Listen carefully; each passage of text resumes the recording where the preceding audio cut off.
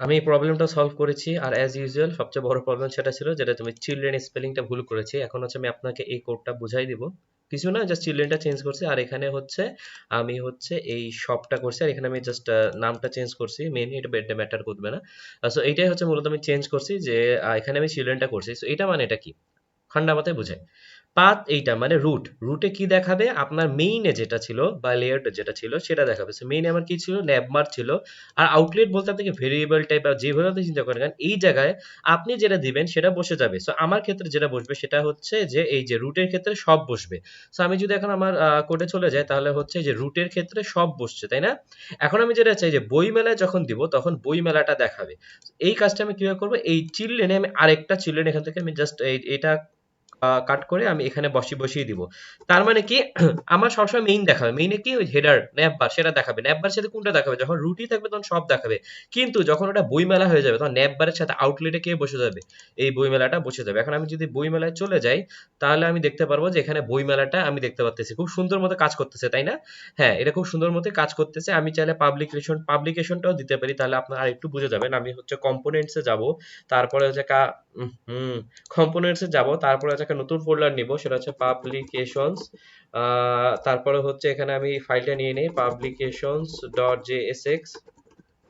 তারপরে এখানে আরএসসি দিয়ে আমি হচ্ছে এখানে দিব দিস ইজ পাবলিকেশন, এরকম টাইপ হচ্ছে দিস ইজ পাবলি পাবলিকেশন। আচ্ছা যাও, এখন হচ্ছে আমি যদি চলে যাই, তাহলে এই কাজটা আমার কম্পোনেন্ট ক্রিয়েট করা শেষ। এখন হচ্ছে আমাকে অ্যাপ ডট জেএসএক্স এ আমাকে হচ্ছে এই কাজটা করতে হবে, যে কি আমি যখন পাবলিকেশনে ক্লিক করব, আমরা যখন পাবলিকেশন রুটটা এই রুট যখন আসবে তখন তুমি পাবলিকেশনকে দেখাবা, তাই না?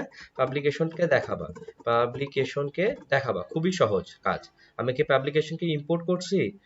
ওকে, না করলেও সমস্যা নেই। আমি পাবলিকেশন, এই যে পাবলিকেশনস, ওকে, পাবলিকেশনসকে আমি এখন করে ফেলছি ইম্পোর্ট।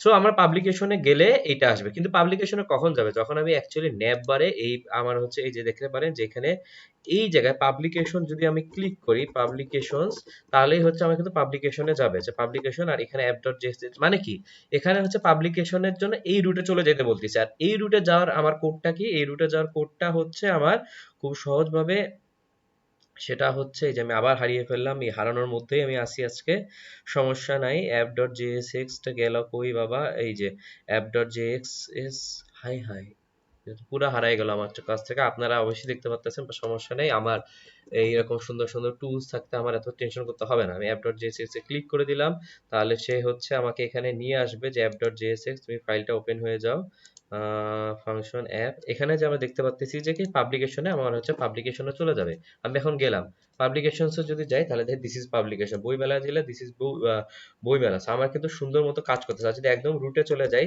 তাহলে কিন্তু এই যে রুটটা চলে আসতেছে। বাট এখানে একটা সমস্যা হচ্ছে, দেখতে পারেন যে পেজটা কিন্তু রিলোড হচ্ছে। আমরা সিঙ্গেল পেজ অ্যাপ্লিকেশনে এই রিলোডটা আমরা চাই না, আমরা চাচ্ছি যে এই রিলোডটা যাতে না হয়, যে এই রিলোডটা যাতে না হয়, আমরা সুন্দর মতো যাতে চেঞ্জ করতে পারি।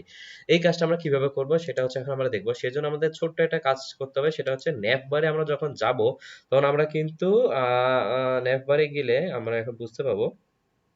আমার পুরা এখানে স্ট্রাকচারটা একটু কঠিন হয়ে গেছে, আমি হচ্ছে একটু বন্ধ করে রাখি, এই যে ন্যাভ বার কিন্তু চলে আসছে। সো আমি ন্যাভ বারে যখন যাব, ন্যাভ বারে যাওয়ার পর আমি যেটা করব সেটা হচ্ছে এই ন্যাভ বারে এর জায়গায় আমি হচ্ছে লিংক ইউজ করব।